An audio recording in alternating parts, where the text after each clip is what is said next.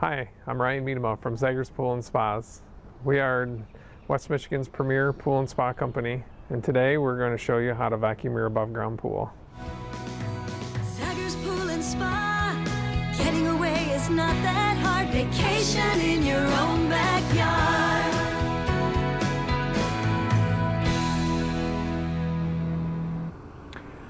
Hi, I'm going to show you how to vacuum a Sharkline pool today. So what you got is your basic components that you need to always make sure you have. Your vacuum pole, which is going to be extendable from just depending on the size that you get. A vacuum head, which there's a lot of different options, and then your vacuum hose. Most vacuum hoses you want to look at have a swivel end on it, just like this one does, and they're usually in a different color. So you want to put that on your vacuum head so it can swivel when you get up to your corners and edges. And then the other end of your hose typically is going to be white, and that is the stationary end. So to vacuum or to get set up, what you're going to do is take all your equipment and you just put it in the pool. You want to try to make sure that you can hang on or have somebody hang on to your pole for you while you're getting it all set up.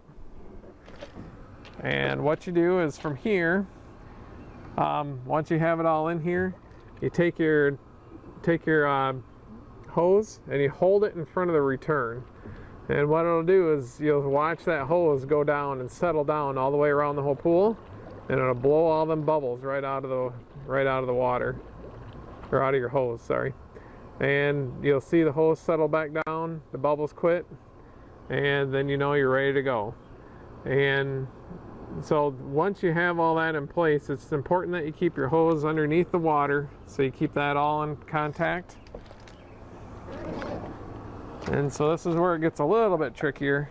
The easiest thing to do is actually to turn the pump off, but you'll take your vacuum plate, which is just be a round plate that goes down underneath the weir of your skimmer.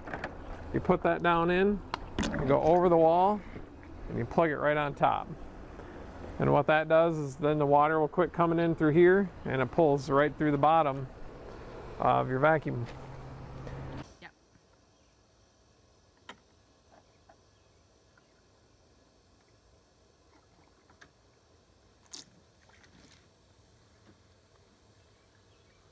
And so now once you got that all hooked up, now you're pulling your water from there, and you can go around and vacuum your pool.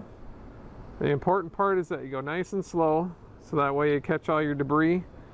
The faster you go, the more of it you'll kick up, and then you just get to go back and redo it again later, which is, some people enjoy that, some people don't. So,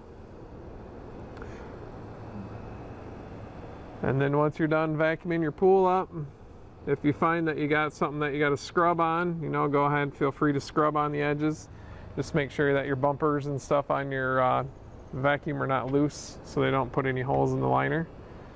Once that is complete, then you need to turn your pump off.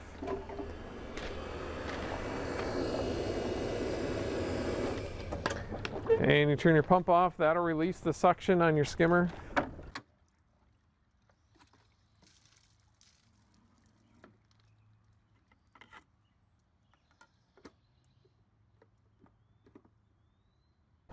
And then you can pull your vacuum hose out and just take it all out, disassemble it, roll up your hose, and you are ready to go. Thanks for watching.